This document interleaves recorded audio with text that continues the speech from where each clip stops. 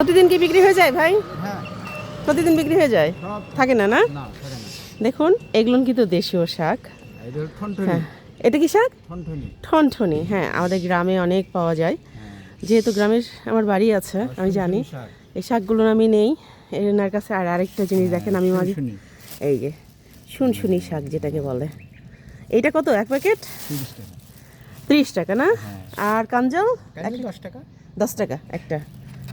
এই দেখেন, দেখেছেন কচি কচি একদম, কি সুন্দর টাটকা আছে। এই যে কচু শাক, যেটা শরীরের জন্য খুবই উপকারী। আপনি এগুলো কোত্থেকে নিয়ে আসেন? আরে এখানে কলাও আছে তো। এটা তো পাকিয়ে খাওয়ার কি কলা, সবজি কলা না? কত করে এগুলো? এগুলি 600-700 করে কান। কান কি বিক্রি করবেন? আচ্ছা, একটা পুরো কান বিক্রি করবেন উনি 600-700 করে। আর এই যে এগুলো সব কচু শাক আছে। এই যে মোচা, এইটাও কিন্তু শরীরের জন্য অনেক ভালো খাওয়া। আর এগুলো কি শাক? ফুলকপি। ফুলকপির এইটা বিক্রি হয়? এটা খায়?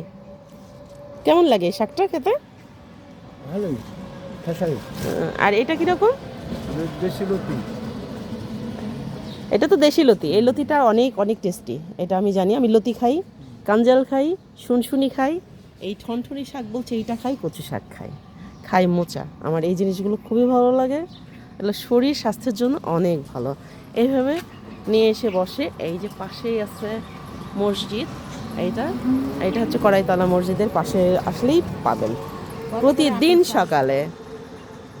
মাশাআল্লাহ।